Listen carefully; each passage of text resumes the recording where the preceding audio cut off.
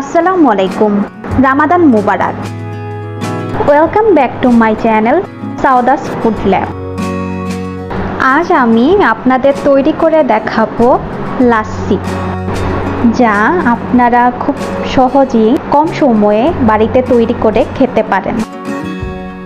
স্বাস্থ্যের জন্য ভালো আর আপনাকেও ইফতারে একটা রিফ্রেশিং ফিলিং এনে দিবে। তো চলুন দেরি না করে শুরু করা যাক। প্রথমেই ব্লেন্ডারে দিয়ে দিচ্ছি 1.5 কাপের মতন মিষ্টি দই। আপনারা চাইলে টক দইও ইউজ করতে পারেন। এখন দিয়ে দিব 1/3 কাপের মতন পাউডার মিল্ক। এর পরিবর্তে আপনারা লিকুইড মিল্কও ইউজ করতে পারেন। দিয়ে দিচ্ছি 1/4 কাপের মতন চিনি, স্বাদ অনুযায়ী বাড়িয়ে কমিয়ে নেবেন। দিয়ে দিলাম 7 থেকে 8টি আইস কিউব। এখন দিয়ে দিচ্ছি 2 কাপের মতন পানি।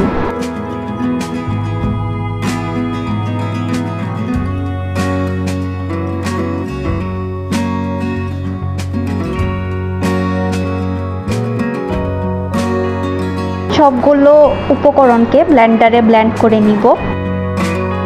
আমি যে পরিমাণের উপকরণ ইউজ করেছি তাতে 4 থেকে 5 জনকে সার্ভ করা যাবে। আপনারা চাইলে উপকরণের পরিমাণ বাড়িয়ে কমিয়ে নিতে পারেন। এখন লাস্সি পরিবেশনের পালা। এখন গ্লাসে ঢেলে নিচ্ছি।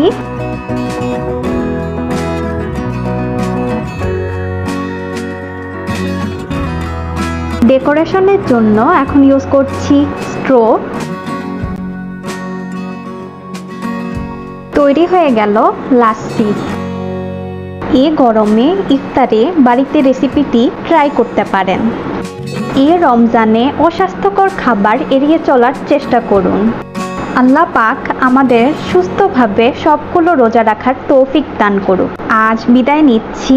আল্লাহ হাফেজ অ্যান্ড আসসালামু আলাইকুম।